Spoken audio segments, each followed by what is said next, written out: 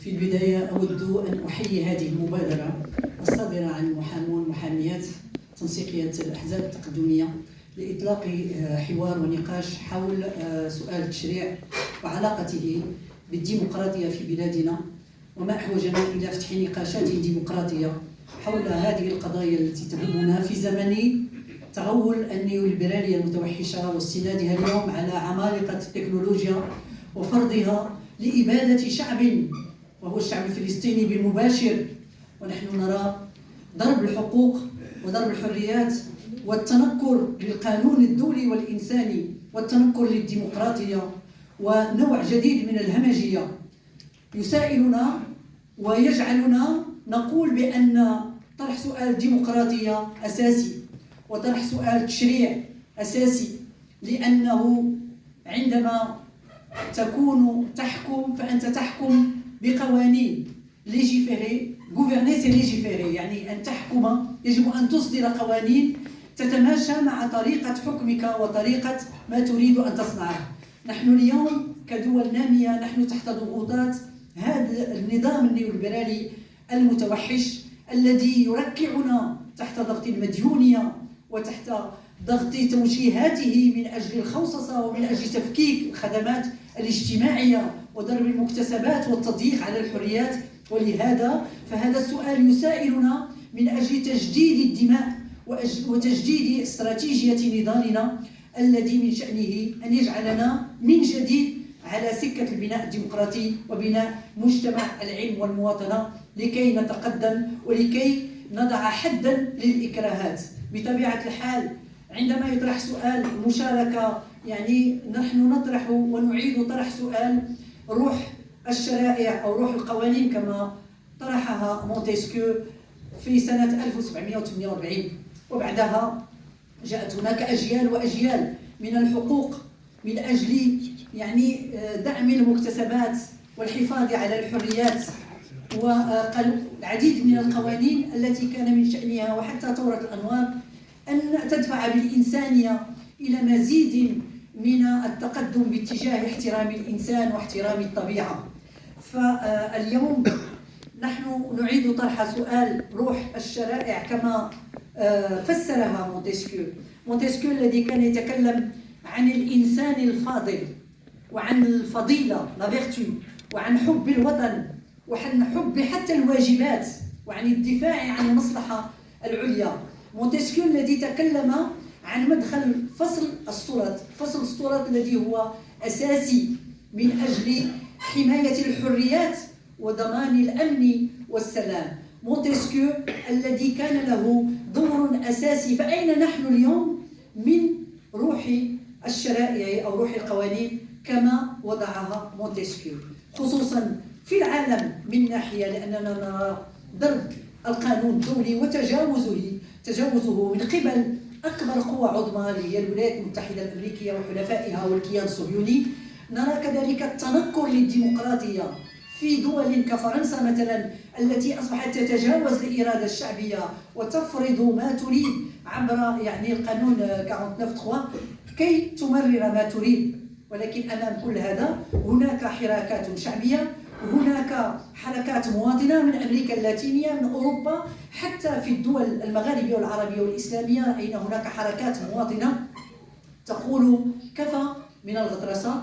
وعلى هذه الحركات الاجتماعية والانتفاضات الشعبية عليها يجب أن يرتكز اليسار اليوم ويلملم شتاته وأن يخلق جبهة شعبية للنضال، لأننا بحاجة إلى سلطة مضادة كما يقول مونتسكيو. إذا تركنا السلطة المستبدة لوحدها فستزيد استبدادا، فالسلطة هي التي توقف السلطة. ولهذا فنحن اليوم في أمس الحاجة إلى بناء وإلى توطيد سلطة مضادة عبر كتلة حرجة قادرة على تجاوز أوضاعنا. ونحن بحاجة أيضا إلى مساءلة ذواتنا وفعلنا وكيفية عملنا في نقد ليس لجلد الذات ولكن من أجل استشراف المستقبل ومواجهة كل هذه الغطرسة العالمية التي تستند على الفساد والاستبداد الداخلي لفرض هيمنتها.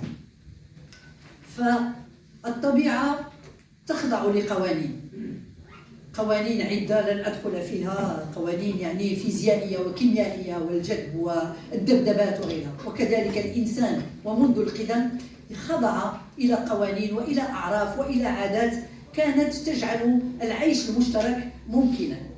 فمن روح الشرائع يجب أن نستمد أفق عملنا وأفق يعني كيف يمكن أن نطور يعني عبر التشريع كمدخل من المداخل الأساسية، كيف يمكن أن نطور يعني التأسيس للديمقراطية التي لا زالت مطلبا يعني بديع بعيد المنال.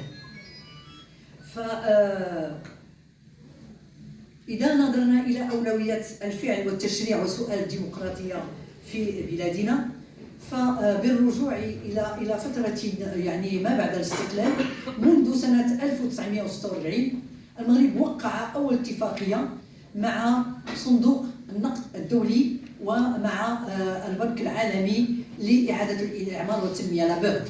منذ ذلك الحين المغرب يخضع لتوجهات المؤسسات المالية، بعدما كانت لدينا حكومة تقدمية بدأت بوضع يعني خطة من أجل النهوض على المستوى الاقتصادي والاجتماعي والسياسي، بتحديد معدل نمو في 6.2، بتحديد ضرورة إصلاحات إدارية وإصلاحات صناعية بالحفاظ على دور الدولة، وكل ذلك من أجل أفق الحفاظ على السيادة الاقتصادية والمالية للبلاد. ومنذ سنة 1964 ونحن نسير في الخضوع يعني أكثر فأكثر لتوجهات المؤسسات المالية، وسيصل الأوج في يعني نهاية الثمانينات بعد انهيار جدار برلين وبطبيعة الحال سيادة القطب الواحد الذي قال بالحرف مع ريغان وتاتشر بأنه لا مجال لدولة اجتماعية، وأنه يجب الخضوع لهذه الهيمنة وهذه الغطرسة، وأن مجمل بلدان العالم هي بلدان يجب أن تبقى تابعة في إطار هذا الاستعمار الجديد الذي يركعنا كما قلت سابقا بالمديونية وبالخوصصة وبتفكيك الخدمات الاجتماعية.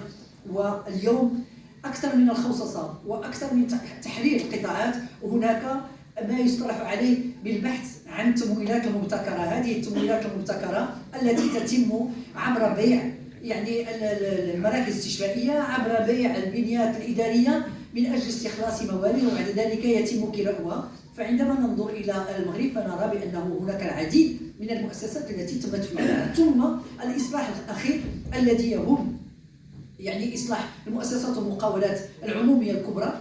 هذا الإصلاح أيضا هو يتم في إطار تفويت وخوصصة وبيع وإغلاق العديد من هذه المؤسسات الكبرى التي تكلموا عنها يعني في مجلس وزاري في خلال الأشهر الماضية، بما فيها يعني مركب السكك الحديدية والمطارات والموانئ وحتى المركب البحث عن الهيدروكربون. كل هذه يعني المؤسسات العمومية المهمة جدا سيتم خوصصتها تدريجيا بعدما تم التخلي عن الامن الطاقي وخوصصه الاسامير وتحرير الاسعار، الشيء الذي جعل يعني في اطار الجمع ما بين السلطه السياسيه وسلطه المال جعل يعني هذه الحكومه تستفيد وتكون اول مستفيد. ورغم تقرير اللجنه البرلمانيه التي بينت بان هناك اتفاقات لا اخلاقيه سمحت بمراكمه ملايير في ايادي اسر قليله هي التي تقوم اليوم باستيراد وتوزيع للهيدروكربون، لم يتم إرجاع أي شيء. وحتى رأي المجلس التنافسي يعني مجلس المنافسة الذي أقر بأن هناك ضرورة استرداد يعني للخزينة العامة الأموال التي تم نهبها، لم يسترجع أي درهم، وتم إعفاء رئيس المجلس يعني المنافسة واستبداله برجل آخر نزيه بطبيعة الحال، ولكن هو قال بأنه يجب إرجاع 1.8 مليار، ولكن هذا مبلغ قليل بالنسبة لتقريبا شي 80 مليار ديال الدرهم اللي خداوها هاد الناس بشكل غير أخلاقي جراء يعني تحرير الأسعار في مجال الطاقة. وعندما نتكلم عن الأسامير فالناس كيقول لك ما يمكنش يحلوا غدا مصفات اخرى تكون كلها خاصه وهما اللي غادي يكونوا كيستافدوا منها. وانتم تعرفوا بانه ضرب الامن الطاقي هو ضرب لامكانيه الاقلاع الاقتصادي، لان الاقتصاد هو طاقه متحوله. وفي هذا الاطار هذا الاولويات ديال الفعل والتشريع وسؤال الديمقراطيه شفنا مؤخرا مثلا كنشوفوا اصلاح قانون الاسره بسرعه. تقرير ديال لا سيدا واللي هي المنظمه ديال القضاء على كل اشكال التمييز وبخات المغرب لانه كاين ارتفاع ديال الزواج ديال القصيرات انتقل من 7 ل 12%، وكذلك مساله ديال المشاكل المطروحه بالولايه ديال اللي ما كايناش عند المراه. واخا يكون نحن ضد زواج القصيرات ونحن مع ان تكون الولايه ايضا للمراه بعد المطلقه، الا انه لا ننتظر ان تقول لنا الصدوا اصلحوا حتى نصلح. يعني لا يمكن. في وقت مضى قريب كانت هناك حركه نسائيه قويه ولها مطالب يعني متناسقه، وتعرف بان قضيه المراه والنهوض بها هي في صلب البناء الديمقراطي وليست قضيه متجزئه متعلقه بحقوق هنا وهناك. يعني هناك العديد من القوانين التي تعرض علينا في البرلمان لا نعرف أسباب نزولها، ولا تقدم لنا أبدا أسباب النزول. معنا السيد سعيد بعزيز يعني هو الرئيس ديال اللجنه ديال العدل ديال التشريع في البرلمان، بعد ما كانوا عندنا جوج ديال الناس اللي هما تيترأسوا هذه اللجنه ديال التشريع في البرلمان وجوج وراء القضبان. هذا الشيء يعني بان الاغلبيه المكونه من ثلاثه الاحزاب كانت اختارت ناس اللي هما فاسدين كي تمرر ما تريده وما تكون اي مقاومه واي نقاش. حنا اليوم يعني نامل خيرا مع الرئاسه ديال السيد بعزيز اللي هو ربما يخرج القوانين ومشاريع القوانين التي تم اقتراحها. بحال دابا حنا اقترحنا مشروع ديال الامنيستي ما عندها علاقه بلا غراس سي ديفيرون، ولكن في القانون المغربي كيسميوه العفو العام. يعني ما قبلوش. حنا بغينا هذيك الامنيستي بوغ امنيستي هاد المعتقلين السياسيين كلهم بما فيهم الشباب ديال الحراك الشعبي ديال الريف. واش المغرب كيترأس اللجنه الامميه ديال حقوق الانسان وحنا مازال عندنا الناس وراء القضبان ومازال كنتابعوا الصحفيين ومازال كنتابعوا المدونين؟ هذا الشيء ماشي معقول. ولهذا فالتشريع اللي غادي نديروا له في البرلمان غادي يبان لكم واحد العدد ديال الامور. قلت لكم اولا اسباب النزول ما كايناش، ثانيا حتى التتبع ديال العمل التشريعي كيمر بواحد السرعه اللي هي فائقه. شوفوا كيفاش تم تمرير القانون ديال الاضراب قبل ما يستوفى النقاش مع النقابات الاكثر تمثيليه والمجتمع المدني باش نجيبوا مشروع اللي هو تقريبا شبه متكامل ونجيبوه فيه المصلحه ديال العمال والشغيله. جابوا لنا مشروع بالسرعه، مروا للغرفه الثانيه ومن بعد عاود رجع التمرير لانهم مرتاحين. كاينه اغلبيه ساحقه في البرلمان مرتاحين بانه غيمروا كل شيء. وحنا بعد الانتخابات ديال 2021 ملي شفنا يعني الهيمنه ديال ثلاثه ديال الاحزاب على المستوى المحلي والجهوي والبرلمان والحكومه، قلنا شي حاجه خطيره تنتظر هذا الوطن وانهم عندهم الاغلبيه الساحقه غادي يسحقونا بها وغادي يمروا كلنا. حتى بعض القوانين 400 تعديل، اكثر من 400 تعديل غير مقبول كيوقف الوزير يقول لك غير مقبول ويجلس بدون ما يبرر. وحتى هذه المره قانون الاضراب سوا ديزون قبلوا بعض التعديلات، ولكن التعديلات الجوهريه اللي تقدمت بها الفروق وتقدمنا بها ما تقبل منها حتى شي حاجه، وهما مرتاحين لانهم عارفين راسهم غيمروا هذا الشيء.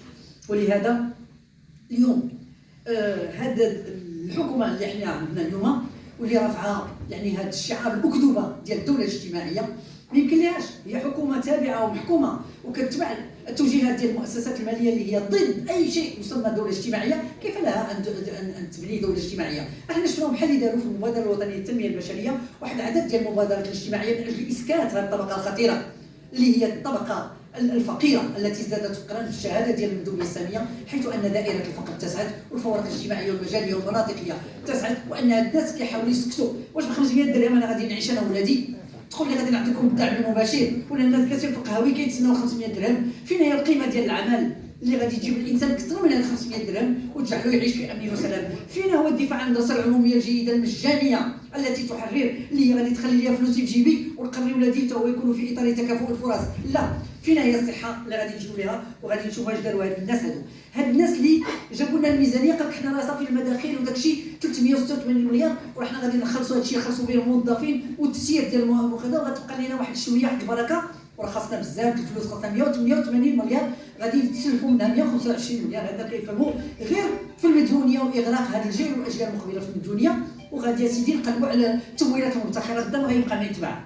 هذا هو التصور ديال هاد الناس، بيع ولكن باش يديروا اقتصاد مزدوج منتج يديروا لنا صناعه معدنيه وحنا عندنا المعادن الثمينه والنادره ما غيديروش هذا الشيء. فوق ما لقينا الغاز سيطروا عليه، قلنا غنديروا تحليه الماء سيطروا عليها، كل حاجه كيسيطروا عليها. واليوم ما قدروش حتى يعيدوا الاعمار بعد الزلزال ديال الحوت ولا الفيضانات اللي قاس الجنوب الشرقي ديال المغرب. ولهذا اليوم كنشوفوا بانه الاوضاع على المستوى الوطني خطيره جدا، وهناك تعاظم انتظارات، وهاد الناس هادو ما تيستمعوش. وراكم شفتوا في يعني المستوى ديال البطاله والمستوى اللي وصلوا لنا هاد الناس فيه، لانهم حلوا هذيك الهيئه الوطنيه لمحاربه الفساد وما بغاوش يحاربوا الفساد. وكاين هناك زواج المال والسلطه. واليوم احنا اقترحنا واحد المشروع اللي هو ديال تنازع المصالح، قدمناه. اش كيعملوا لنا؟ كيعلنوا عليه في الجلسه وكيرميوه في سله المهملات بالفصول ديالو. ما كاينش اللي غادي يقدموا لانه ما كاينش اغلبيه اللي غادي تدافع عليه. وحنا كنعرفوا بانه ابن خلدون قالها شحال هذه: اذا تعاطى الحاكم التجاره فسد الحكم وفسدت التجاره. هاد الناس مكلفين غير بالتجاره وبالمال وبالاعمال وتسخير المؤسسات ديال الدوله من اجل الاثراء غير مشروع. ولهذا بادروا الى سحب هذاك المشروع ديال القانون ديال الاثراء غير مشروع. ولا يطبقون من اين لك هذا، ولا يطبقون قانون التجريم العارف، وهما غاديين يعني غاديين في هذا الشيء ديالهم. كيف قلنا يعني غوفرني سي ليجيفيري. بغيتي تحكم غادي يبان لي الحكم ديالك بالقوانين اللي كدوز. انا قلتها وغادي نعاود نقولها بالصدفه، لانه انا كنائبه واحده ما عندي لا فريق ولا مجموعه، كنحاول نكون في القدر الممكن في واحد العدد ديال اللجان كلما اجتمعت باش نعرف شنو دايز. اما اليوم الاغلبيه ديال اللجان كتجتمع في يوم واحد باش صافي اختار وحده والسلام، ما تمشيش تشوف اش كاين. كندخل لجنه فيها هادشي ديال تجديد الاسلحه، البارود، والناس كتهضر على الصيد وكريكر والحجل، وكاين واحد الفصل كيتكلم على حمل الاسلحه للحمايه الشخصيه. انا قلت لهم انا الاخر كنتكلم لانه ترتيب فريق والمجموعه هذا اللي وحده. قلت لهم علاش هذا شي قانون حمل الاسلحه للحمايه الشخصيه؟ راه امريكا اللي يعني اعظم دوله راه حايله في هادشي هذا. حنا شنو هادشي غدا غادي يدير لنا السلطنات هذه يقترصوا فينا ولا؟ هادشي راه ما يمكنش، راه ما يمكنلكمش تراقبوه. وهادشي خطير. داز المشروع لان كيجي للبرلمان ماشي كيقولوا اليوم سنصوت على مشروع القانون ويعملوا واحد الريزومي واللي فيه حتى امكانيات حمل السلاح للحمل. لا، قانون 37 7 18 ما يدوز في يديكم هذوك الاغلبيه. داز القانون اغلبيه ما عارفينش بان هذاك القانون داز، لان داز كرقم في جلسه. هذا هو اللي كاين. كيفما كان الحال. المهم ما غاديش نتكلم على من له الحق في التشريع. راكم الساده والاساتذه الكرام انتم اللي يعني لكم درايه بهذا الامور.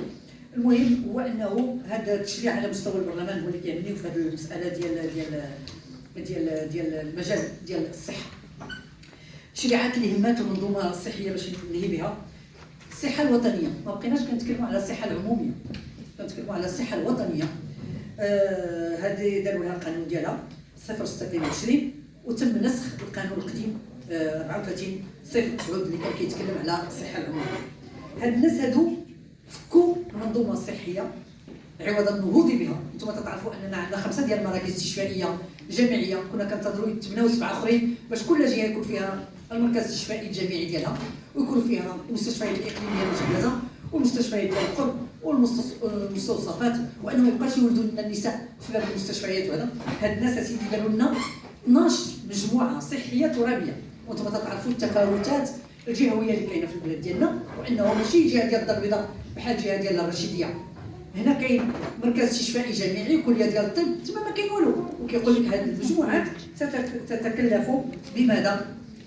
غادي تدبر. ولكن قبل ما يحطوها داروا لنا بعدا واحد 12 ديال الشركات الجهويه متعدده التخصصات. فوقاش داروها في يوليوز 2021. حنا يلاه كنوجدوا الانتخابات دوزوا هذيك الاس ار ام، الشركات الجهويه متعدده التخصصات اللي غتكلف بالماء والكهرباء والسائل وكذا من هنا. هما تيفككوا في الخدمات، ماشي نهضوا بالجهات اللي هي مهمشه، غير اللي ما عندوش براسو غادي تكون ما تبقاش ديك التعريفه الاجتماعيه، غادي تولي حاجه اخرى. ثم وداروا بانه هذا الشيء ديال المنظومه الصحيه انه الغايه منها تاهيل المنظومه الصحيه حسب احسن نماذج وفي تناسق تام بين العام والخاص. المساله كلها مساله تسريع. حنا كنشوفوا اليوم المصحات تنمو كالفطار، وشفناهم حتى سمح لهم باش يعملوا الاشهار. اجيو المصحه الفلانيه بحال كانت شي وجهه سياحيه، هاد اجيو عندنا مرضوا اجيو. ملي كتمشي واخا يكون عندك لامو التضامن ولا يكون عندك تغطيه، كيقول لك هاد الشيء كاين فيه تعويض وهذا الشيء ما كاينش فيه التعويض. قلت له انا عاد هذه والربعيه. قلت له خص واحد يكون بعدا غني عاد يصبح على راسو يمرض، عاد يجي عندكم باش يمكن ليه يشوف كيفاش غادي يدير. هذا الشيء ديال التغطيه الصحيه الناس كانت كتستافد مره منه. ملي دوزوهم في لامو 1,400,000 طيحهم، قال لك هادو كنسلتوا لينا عندهم 2 بولات. ايوا بزاف هذا الشيء هذا المؤشر ديال المطالع ما غاديش ياخذوا هذا الشيء. بزاف الناس كانوا كيداو على السرطان وعلى امراض مزمنه حبسوا هذا الشيء، يعني هذا الشيء راه مؤلم. وهاد الناس كيقول لك حنا بغينا نوصلوا للمعايير الدوليه وبغينا نوفروا الادويه والمواد غير الطبيه. حنا كنشوفوا دابا شكون اللي كيستافد من فتح شركات ديال الادويه، قد فيها فلوس بزاف، لان الدواء هنا عندنا غالي بزاف، وحتى ديك الادويه الجنيسه ما كنلقاوهاش. اذا صحابهم هما اولى. راه خو واحد السيد راه هو دابا يعني غرق بالفلوس ديال الادويه، والمغاربه ما بقاوش يوصلوا حتى داك الدواء هذا. اذا ولهذا الغرض الدوله اش عملت؟ خلقت الهيئه الوطنيه العليا للصحه. قلنا واش هذه غادي تجي في بلاصه الوزاره ديال الصحه اللي كانت، ولا هذه الهيئه العليا للصحه تتكلف بماذا؟ بتطوير تقني للتامين الاجباري الاساسي على المرض، وتقييم جوده خدمات المؤسسات الصحيه واعطائها رايها في السياسات العموميه في مجال الصحه. اذا وقالوا بانه غادي يجمعوا هذوك المراكز الاستشفائيه الجمعيه والمراكز الاستشفائيه الجهويه، وغادي يجمعوا داك الشيء وغادي يشوف كيف غادي يتكلفوا هاد الناس باش غادي يتكلفوا بالتكوين وبالتأطير وبالبحث العلمي والابتكار. واش كاين شي طمز اكثر من هذا؟ واش حنايا في الدار البيضاء والرباط اللي فيه اساتذه يقاموا ويقعدوا لهم وما كيقدوش نقوموا بالبحث العلمي بالنظر لعدم توفر المختبرات والامكانيات الماديه، وانتم الدوله كتعطي 0.7% للبحث العلمي بالنتيجه الخام ديالها، غادي نمشيو للرشيديه وغنديروا الابتكار وغنديروا البحث العلمي. فين هي الاطر؟ حنا عندنا تصحر وعندنا نقاط سوداء، خاصنا 100,000 منصب ديال الاطباء وديال المساعدين والممرضين، واليوم هما كيخلقوا 6500. قال لك هادشي اللي كاين، الناس ما كتبغيش تمشي لنا، معلومه ما غاتمشيش، ما بنيتوش الجهويه الحقيقيه. فين هي هذه الجهويه الحقيقيه اللي غادي نحلوا بها المشكل ديال وحدتنا الترابيه بشكل كامل؟ وفين هي؟ ثم داروا مؤسسات، جوج ديال الوكالات، وكاله مكلفه بالادويه والمواد الصحيه، اخرى مكلفه بالدم ومشتقاته. اذا اليوم حنا كنشوفوا بان هاد الناس هادو قال لك غادي يمشيو من اجل تحسين الحكمه. هذه الحكمه اللي هي واحد المصطلح اللي كيعملوا فيه اي حاجه باش تحسين الحكمه. ما عرفت كيفاش غادي نحسنوا الحكمه في الجهه الشرقيه في المغرب الا ما بنيناش مراكز استشفائيه وما بنيناش الطرق وما بنيناش الموانئ ماشي موانئ، ما بنيناش المطارات وما بنيناش يعني الطريق ديال السكك الحديديه وما درناش كليه ديال الطب وما درناش كليات اخرى باش يمكننا نكونوا الاطر، لان المشكل ديال الاطر عندنا مشكل مزمن. ما بقيناش كنلقاو الاطباء ديال التخدير، ما بقيناش كنلقاو الاطباء ديال الجري حتى في طنجه، فما بالك بالجهات. انا غادي نسالي دابا 2 مينوت هي هذه. وقالوا بان هذه 12 وحده ستحل محل الدوله في هذا القانون 06/22 وفي مجموع حقوقها والتزاماتها، مع خلق مؤسسه للصحه، مؤسسه اداريه ستدار الصحه كمقاوله بمجلس اداره ومدير ديالها اللي غادي يعطي هذا. ولهذا انا كنقول بانه اليوم هذا التشريع الطريقه التي يسير بها في بلادنا يسير في الاتجاه المعاكس للبناء الديمقراطي، لانه الصحه والتعليم من الركائز الاساسيه من اجل الديمقراطيه ديال المجتمع. هاد الناس قاموا بتشريع التعليم اللي ولينا كنلقاو غير التعليم الخاص داخل المدن وحتى في المدن المتوسطه، ثم هذه الصحه اليوم التي اصبحت يعني غاديه للتسريع في تهميش للقطاع العمومي اللي باقي والمستشفيات راه تيمشي لها دابا تيشوف الحاله فين هي. ولهذا فهاد الناس عاملين لنا ذاك الغلاف، احنا غادي نديروا التغطيه الصحيه للقادرين على الاشتراك والغير قادرين على الاشتراك، وهكذا بقينا بين المصطلحات. ولهذا الناس كيقوموا بتمرير ما يمكن يعني تمريره في الوقت اللي كيتم فيه الضرب ديال الطب العمومي. راكم شفتوا كيفاش خلقوا كليات ديال الطب مؤدى عنها، شفتوا كيفاش حبسوا طلبه ديال الطب السنه الماضيه اكثر من سنه وقالوا 6 تساوي 7. ما عملوش شي كسول بحال هكا كيقول 6 تساوي 7، لان الا بغيتي تعمل طب في 6 سنوات خصك تبرمج ليه وتشوف يمكن نديروا الطب حتى في 5 سنوات، ولكن خص الامور تكون مدروسه، ماشي نجيو في اخر المطاف ونقولوا غنقصوا سنه وحنا غادي نمشيو.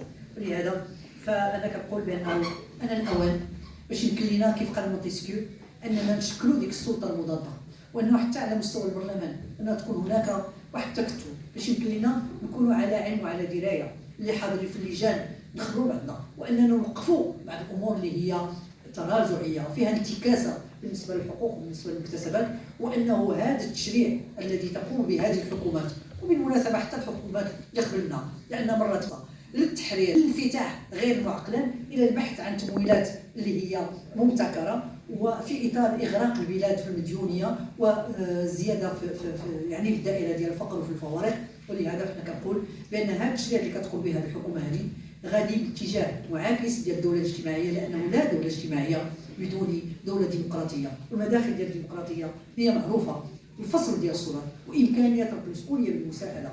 كيف قال مونتسكيو: لا دستور بدون فصل السلطات.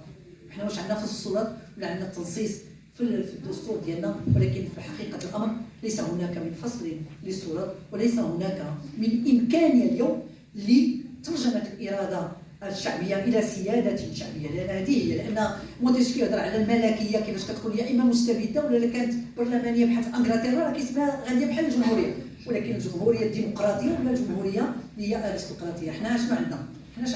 حنا عندنا استبداد مع الفساد يعرقل المسيره باتجاه البناء الديمقراطي، ولكن ما نبقاوش نقولوا له عرقا. يجب ان ناخذ المبادره، ويجب ان ندرس التجارب اللي كاينه اليوم في العالم كتبين بان هناك حركات اجتماعيه، هناك قوى تقدميه صاعده للضغط باتجاه تشكيل هذه السلطه المضاده القادره على فرض التغيير الديمقراطي الشامل وبناء مجتمع العلم والمواطنه والتقدم باتجاه المساواه والفضيله السياسيه. وشكرا.